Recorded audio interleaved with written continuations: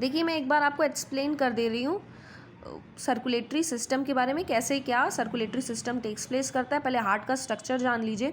अपर वाले दोनों पार्ट को हम लोग क्या बोल देते हैं, एट्रियम बोल देते हैं, और लोअर वाले पार्ट को क्या बोल देते हैं, वेंट्रिकल बोल देते हैं। लेफ्ट वाले साइड का रहेगा तो लेफ्ट वेंट्रिकल या फिर लेफ्ट एट्रियम, राइट वाले साइड रहेगा तो राइट एट्रियम या फिर राइट वेंट्रिकल। देखिए, और बीच में क्या होता है, दोनों को सेपरेट करने के लिए एक सेप्टम लगी रहती है, वॉल लगी रहती है, ताकि ये दोनों ब्लड आपस में मिक्स ना हो जाए।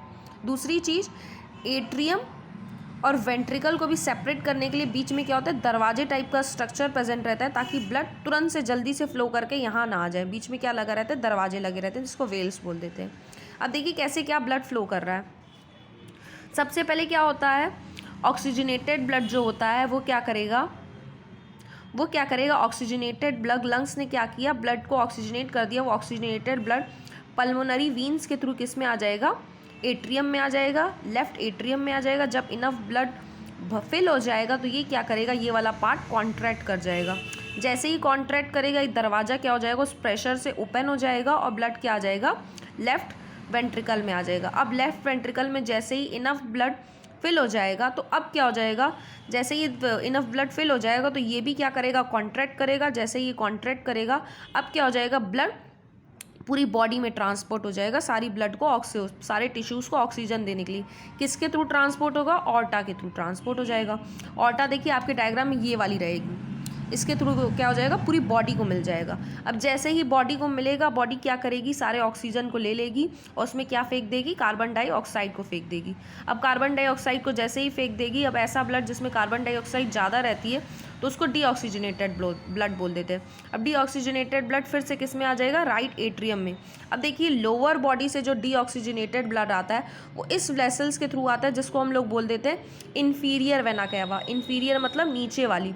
और जो ऊपर वाली बॉडी से डीऑक्सीजनेटेड ब्लड आता है उसको क्या बोल देते हैं, सुपीरियर वेना कैवा। ठीक है, आपके में दिया हुआ था, ऊपर से आएगा तो सुपीरियर वेना कैवा और नीचे वाली बॉडी से आएगा तो इन्फीरियर वेना कैवा।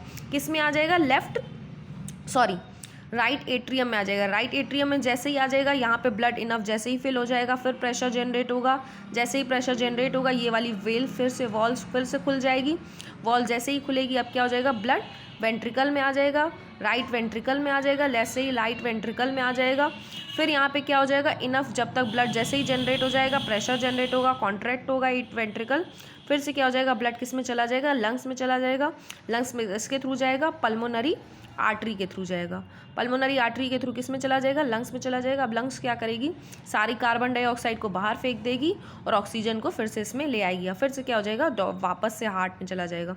अब देखिए, हार्ट की सर्कुलेशन को क्या बोल देते हैं, डबल सर्कुलेशन। क्यों ऐसा बोल देते हैं, हार्ट में 2 बार ब्लड आ रहा है, एक बार यहाँ से आया, एक बार यहाँ से आके पूरी बॉडी में चला गया, फिर दोबारा क्या हुआ, इसमें हार्ट में आया, फिर से क्या हुआ, बॉडी में चला गया, लंग्स में चला गया। तो 2 बार हार्ट आता है, 2 बार ब्लड आता है हार्ट के पास, इसीलिए हार्ट की सर्कुलेशन को डबल सर्कुलेशन बोल देते हैं। ये आपसे क्वेश्चन पूछ सकता है कि हार्ट की सर्कुलेशन किस टाइप की होती है, डबल सर्कुलेशन होती है। क्यों होती है, क्योंकि हार्ट में 2 बार ब्लड आ रहा है, एक बार लंग्स से आया, एट्रियम में गया, पूरी बॉडी से निकल गया, हार्ट से चला गया, फिर वापस आया राइट तरफ, फिर से आया वेंट्रिकल में गया, फिर से लंग्स के पास चला गया। 2 बार आया, इसलिए इसको क्या बोल देते हैं, डबल सर्कुलेशन।